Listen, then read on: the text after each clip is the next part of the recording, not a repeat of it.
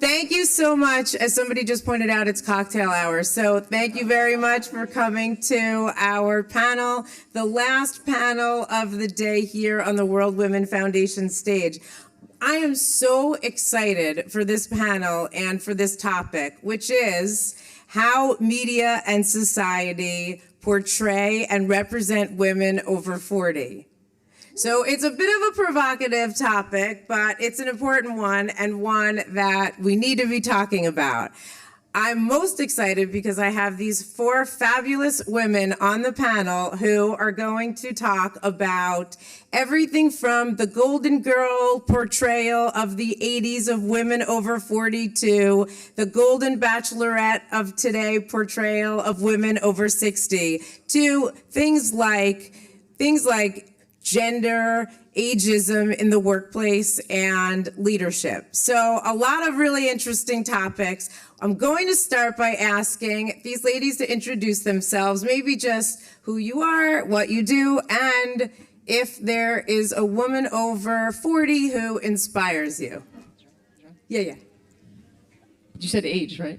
Huh? Did you No, say you don't have to say age, okay. unless you want to. I was like 142 because we're the 4th day of Cannes. Gina Cavallo, Chief Revenue Officer at Audigent, and women who inspire me, 2 women here that I've admired my whole career, and also, of course, my mom. Hi, I'm Darline Jean, Managing Director, Google Publisher Platforms, and the woman I do admire the most, aside from my mom, as you know, Michelle Obama. I love her professionalism, I love her as a mom, I love her just in terms of her thought leadership. Hi, I'm Catherine Sullivan. I'm the president of NCM. Women I admire. I was so blessed. My grandmother and my mother were the 2 pillars that consistently held me up and told me I could do anything. And I'm very thrilled to have my daughter here with me. I have 2, but one's here, and I admire her as well because she's just doing great stuff. Hi everyone, Becca Vodnoy, Senior Vice President of Advertising at Disney. And I would say the woman that inspires me the most would be my aunt. And also a fun one, Kelly Ripa, who I've gotten to know well. I love that. Thank you all. I'm Nancy Hall, the North America CEO for Mindshare, and I'm going to start just by going through some quick stats that I think are really important for everyone to see. So the first is that only 23% of women ages 50 plus agree with the way they're depicted and represented in media. So with that being said, one big reason is women ages 50 plus only get 8% of TV screen time. That's a crazy stat, right?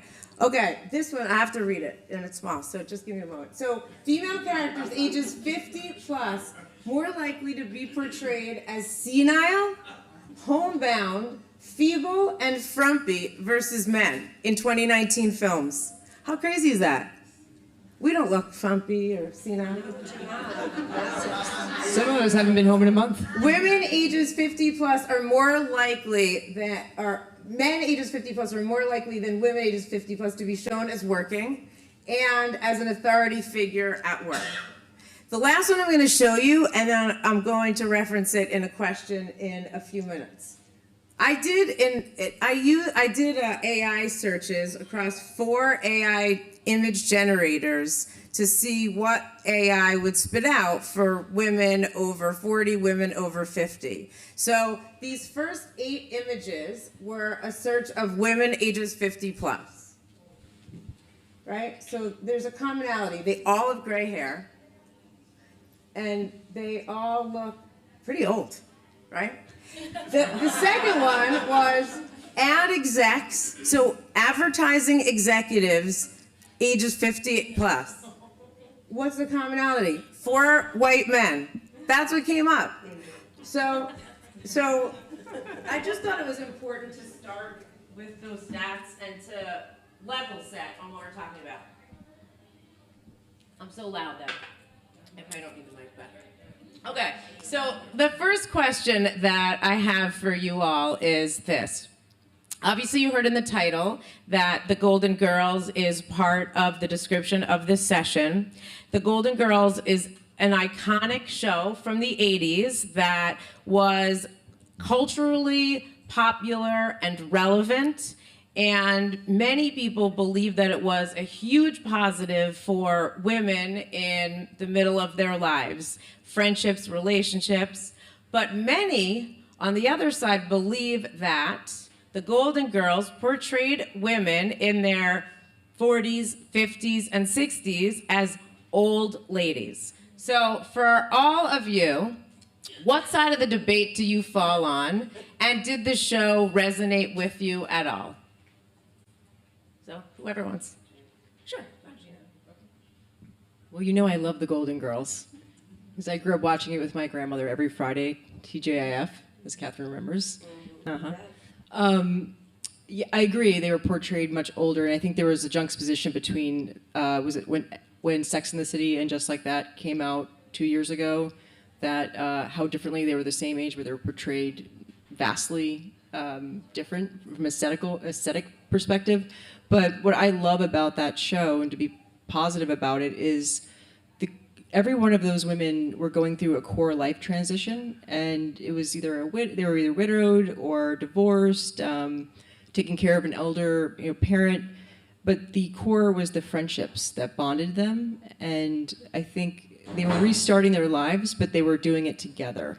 And they worked, and they went out, and they were, Blanche, hypersexual, and it was hilarious and also endearing. And I think it was very positive that life doesn't just end when things like that happen in your life. And who doesn't love the Sicilian grandma? She reminds me of my grandmother. It also pushed the envelope on things like LGBTQ issues far before Ellen or Will and Grace. Interracial marriage. There's a lot of provocative topics that it really pushed the envelope for the late 80s, early 90s. So I'm a big fan. So you're on the positive. I'm on the positive side. I'm kind of like on the neutral side. So just for the audience to know, I didn't watch every episode like you did, but I did watch it with my mom, and my mom was a big fan of that show. And I do agree, they had some really, really good concepts, and basically they were, 50, 55-year-old women going through midlife crisis. I love the friendship that they do share. I do find now, though, when I look back, that the portrayal, to Nancy's point, was like they were really, really old, right? They were old, their clothes were like frumpy. And when I look at things the way they are now, I was talking to you earlier about Halle Berry carrying the torch yesterday, and Halle Berry is 57 years old. How old? 57.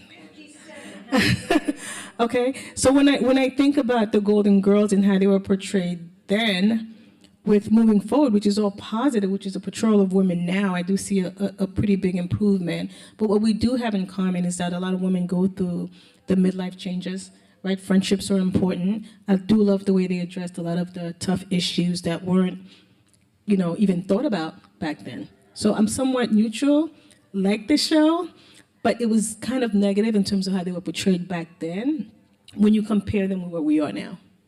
What do you think, Catherine? So I would say the thing that I love about the show, and I too watched with my grandmother and my mother, was that women were supporting women.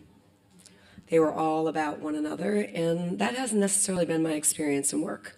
So from my perspective, looking back, I'd like to see more of that going forward. I know for me, I'm always reaching down at my organization and bringing young women up. It's like my favorite thing to do, because I don't think there are a lot of women. First of all, they didn't have the roles that we had. Yep. They weren't even in CEO roles. They weren't presidents of companies.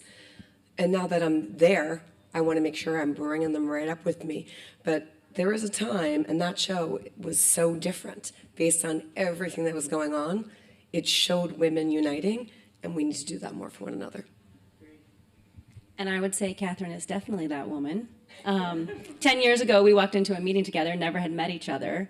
And we were she was at the agency, I was at the client, and we walked into a client meeting. And from the moment I walked in, she was supportive, not just, hey, how are you, but when you bring somebody along in the conversation, it's a different meaning for somebody who is younger than you and hasn't been in that situation. So she's a true testament to that. I am a Golden Girls fan. I watched it with my grandmother, and I would say that I loved their friendship, and I thought they were funny, but I always watched it and said, I never want to be that old. And here we are. I'm much older than they on the show. I think it.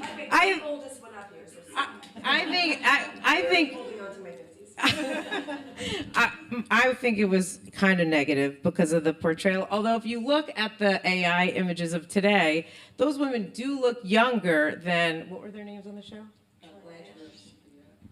So certainly, she's the.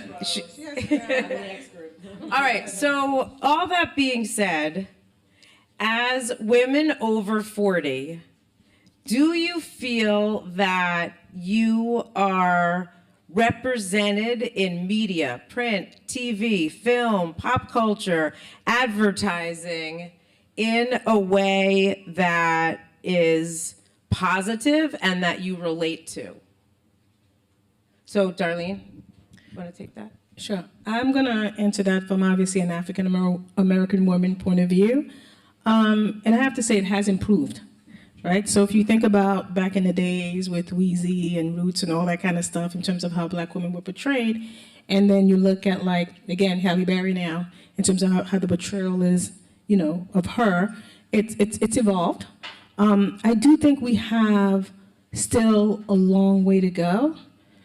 And when I think about it, even true representation and Black women representation, it's not enough, and we're actually going backwards a little bit, right? So in 2020, it was all about DEI, and right now, when you look at it, it's kind of like DEI is getting reversed. It's almost like they went too fast, and all of a sudden, everybody wants to pull back, which actually affects, you know, how people are portrayed in the true representation in media. So just to summarize, we've come a long way from an appearance perspective. We don't look like the old ladies that we used to look at in the past. We don't look at like the women that are suffering, right? Because we've evolved so much in media. But there's so much more we could continue to do. I do like the current representations that I see now. Again, based on some of my idols, Michelle, you know, I could name a whole bunch. Oprah being one of them, who's like pushing 70. That being said, there's still a lot more that we can do as a community, as a people. Yeah, Catherine, what about you? I would totally agree with Darlene. I think that, yes, from a how you view women, we look better, we look younger, we look thinner, we have no lines, we have great hair. But I don't think that, and I would agree, 2020 was one of those years for me where I felt like we had done so much work for a long period of time, and then everything went backwards because you couldn't see anything. Everyone was home, everyone was in their Uggs and their pajamas, and you couldn't see all the guys named John doing the same thing that they've been doing, and you were left out of the conversation. And so I think women have gone, and I think diversity has gone, forget women, diversity has gone backwards since then, and we have a lot of work to do. Okay, so on that point, speaking of diversity and of women over the age of 50, the Golden Bachelor came out last year, so after the pandemic, and ABC took the approach of bringing in women required to be 60 or over onto the show, and they all, or the majority of them, looked incredible. They were thin, they had great hair, not gray hair, great hair. They had big jobs, they were funny, they had personality, they had great friendships.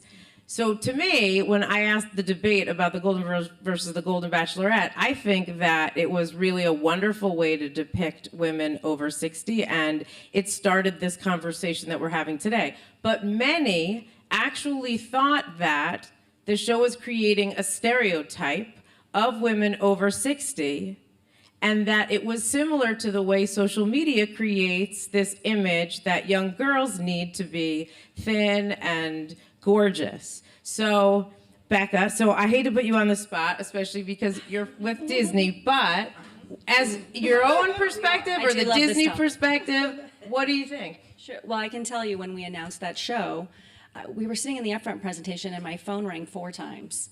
And I looked down and I have 4 different clients calling. I'm like, what happened? They all texted me and said, when can we get in on this? When can we get in on this? I want this. Put this in my upfront.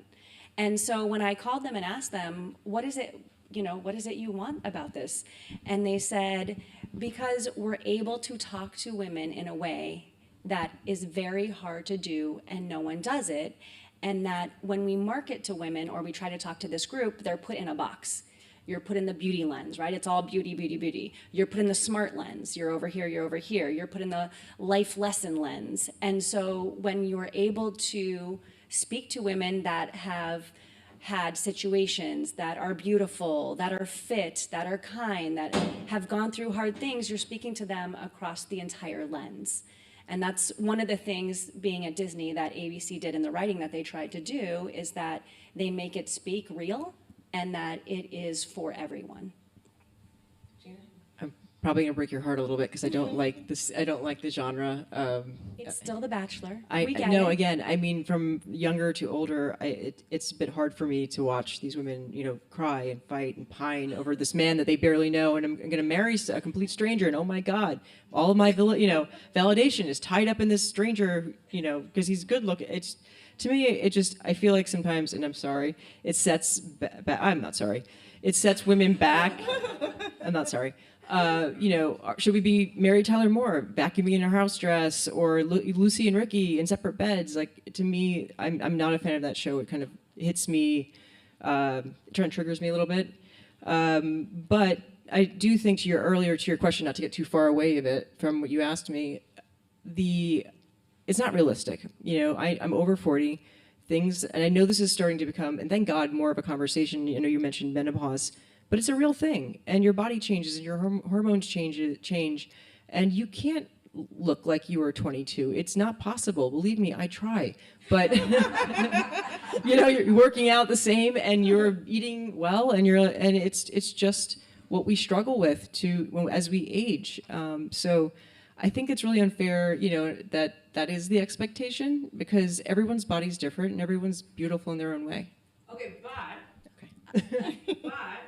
the anti-aging beauty category is so popular today that it is a $60 billion industry, just anti-aging beauty. So clearly we are all trying to capture the fountain of youth and look like we're 22. So what do you think? What do you think about that, and about the beauty industry really capitalizing on our fear of looking old? But I mean, I personally think you ladies are not going to agree with this, but we are fueling that industry, right? Because everybody wants to use it We're asking for it. to be young, right? We're asking for it. What's sad is that media is starting that fueling too early, right? If you go to Sephora lately, there's like tons of 12, 13-year-old kids in Sephora. You can't even make your way to your favorite moisturizer because there's so many kids in the store now. I think we're fueling it. I have a daughter as well. My focus on my daughter is more about confidence. And I think that's what's grounded when it comes to anti-aging. I personally feel that if you have the confidence, you could look whichever way you want. If menopause is hitting and you said, hey, I'm fine with putting on an additional 10 pounds, go for it. And it won't bother you as much if you have the confidence and you can own it. So I do try to push that along in terms of the importance of having the confidence. At the same time, if you feel like you want Botox, by all means, right? It's all about you as an individual in terms of what makes you feel good and what gives you the confidence. Media does kind of like stereotype it quite a bit, but I try to focus more on the individual and the importance of having the confidence to be who you are. And embrace what you want, right? Exactly. I think it's your choice, and nobody's here to tell you that you have to do this, or you should do this, or should not do that. It's my choice, and I get to choose. If I want to look 20 years younger, great. If I want to let my hair grow out gray and wear sweats, then I'll do that too. And like, why is it just women? Like, guys get sorry, guys. But like, guys get to be like, a little paunchy. They get to have like a little belly, and everyone's like, oh my God, he's so great. He's doing whatever.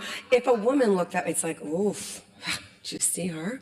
Wow, she needs to really kind of pull it together. Like, why is that okay? Like that, those are the stereotypes they think then put us into the, oh my God, I've got to be perfect. I've got to get myself together. We've all just got to be like, no, no, no, no, no, no, no, no, no. And I agree, totally agree.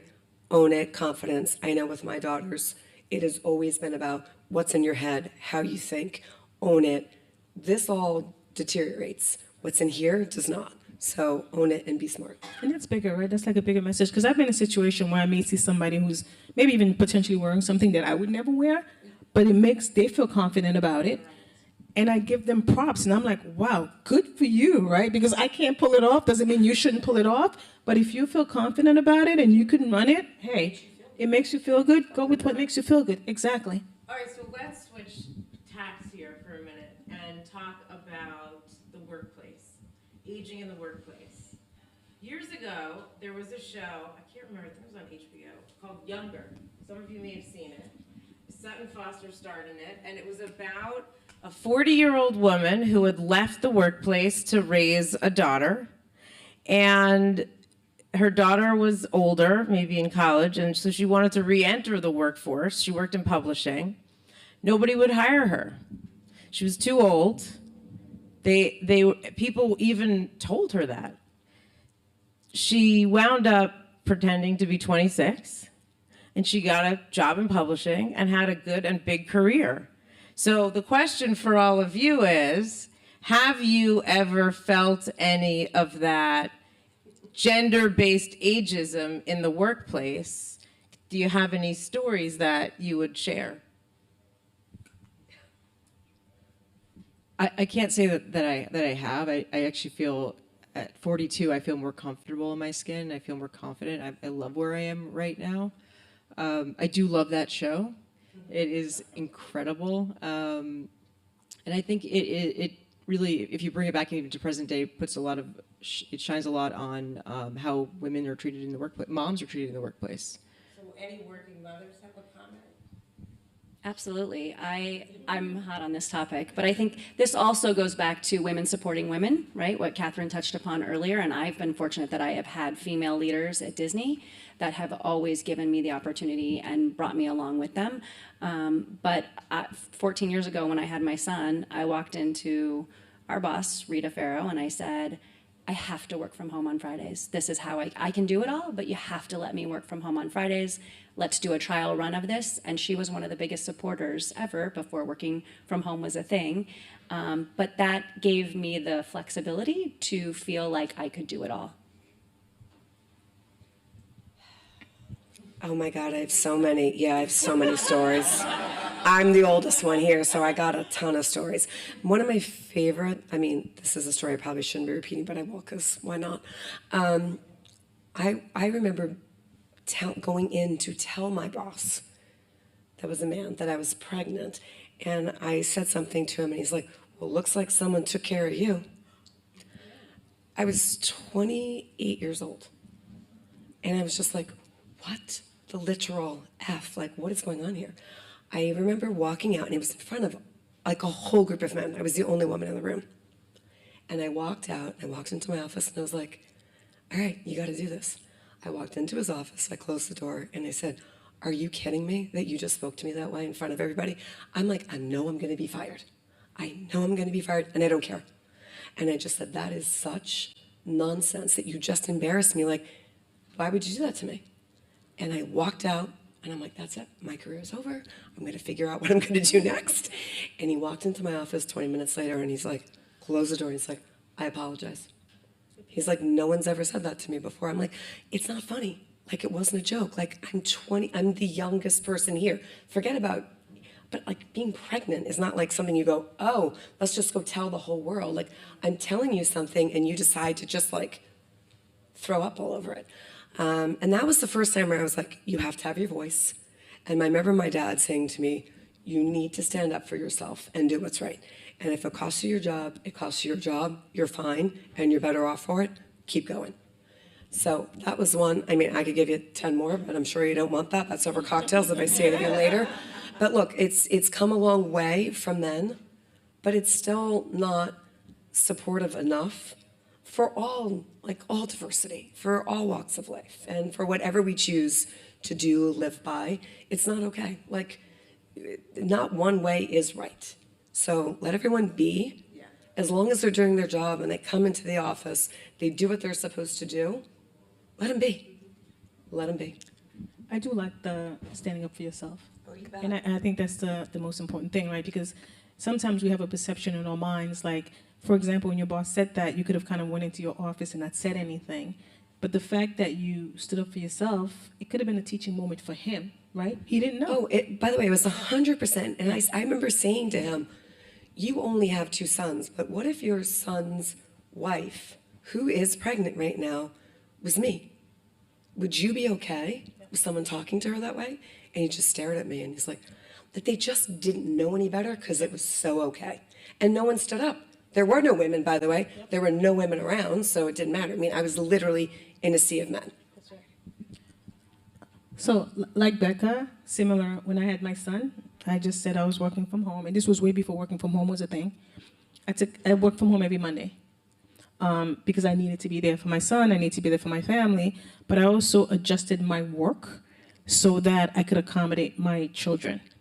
So 5 o'clock, I'm out because I have to be on dinner duty, I have to be on homework duty, but guess what? I'm back online at like 8 or 9 o'clock and I'm getting a lot of stuff done. So again, going back to what you just said in terms of the importance of speaking for yourself, don't expect that every rule works for everyone, right? Just be able to at least be in a position and have kind of like the courage to go up there and say, can I do this? Or this is what I would like to do.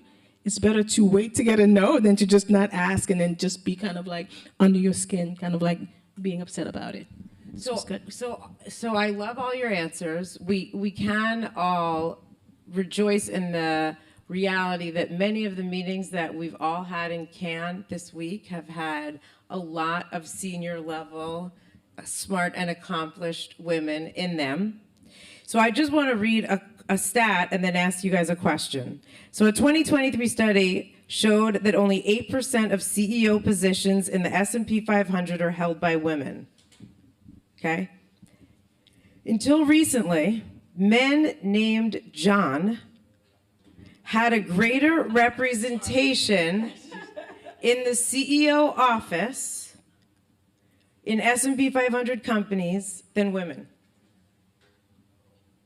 I don't know if any of you have seen the e.l.f. Beauty campaign, but it's pure genius. The campaign's called So Many Dicks. It highlights that there are more men named Richard on public company boards than women and diverse groups are represented on corporate boards. So with all of this, the fact that there's so many women here, so many women in this room and in Cannes and in our meetings, have we broken the glass ceiling yet? Oh, I mean, I think we're definitely putting a crack in it. And no, I think we've done more than that. I think to Catherine's earlier point, we just have to continue to bring more women up with us so that there's more people punching that ceiling, wide open. So I think it just sort of lends to keep bringing more women, keep teaching them how to be great female leaders, right? I had this great female leader for 5 years. That's how I learned an example, but I also had a bad one before that. And if I hadn't had a good one, I might have not been a good one. And I think we have to continually just role model great behavior and bring women up with us. And accountability on our company's level. So working at Disney, we take it very seriously. And during COVID, there was a whole sit down with HR looking through our workforce and understanding what is the balance between men and women, what is the initiatives to bring more women up, where do they hold leadership positions. And so I think it's the holding our HR and companies accountable too to make sure that work is being done at that level. I did a quick poll, random focus group of women that I know, over 80. And they said that they believe that we have broken the glass ceiling because in their day, women would never have sat in the roles that we all sit in today. So we certainly have gotten somewhere. You're all incredibly accomplished. So for the last question, can you share any insights for other older women in business and society to enhance their impact in leadership and in business? I mean, look, you've got to be yourself. You got to own who you are. no one's perfect. We all have our strengths, our flaws, but whatever it is that makes you you, you got to own it. And when you own it, people then take you seriously. Like they then trust you. And I think trust is like a really big piece of being a leader, knowing that when you're going into battle and things are tough, that your team's behind you and not wanting to kill you. And I think that's true. It was like one of like the first things I was taught, like, you're smart, Catherine, but you know what? Sometimes you're a little too much like not a team. Because again, I was the only woman in the room. And this is back at NBC. Same guy, by the way, that said the other comment, but then said to me, you're like, I think you have a really bright future, but when you're going into battle, you got to make sure everyone's going to be behind you and no one's going to stab you in the back. And I think that's like, he was so dead on. And I was like, that's my whole thing, bringing people up, making sure everyone's together, being collaborative, I mean, the word's so freaking overused, but being authentic. Like, just be yourself and own it. You first. I like that. +1 on that. For me, in addition to what Catherine just said, it's really being bold. I find that a lot of times the only thing standing in the way of your opportunity is yourself. You don't need to check all 10 boxes. And I tell that to women all the time. There's no need to check all 10 boxes. Men never check all the 10 boxes. So be bold and go for that opportunity. I would say we're resilient. Women are incredibly resilient. I mean, God, we go through childbirth. Could you imagine a man doing that? And I think, I know that I've been knocked off my horse throughout my career, but you get back up and you just keep pushing and you keep going. And I think resilience is a huge strength of being a woman, and that would probably be my advice: is lean into that. And I'll just close by saying we need to better train the algorithms powering these AI generators, because clearly women over 40 in advertising are badass, fabulous executives, and we should come up in the results for ad executives over the age of 40. Thank you all so much for being here. Appreciate it.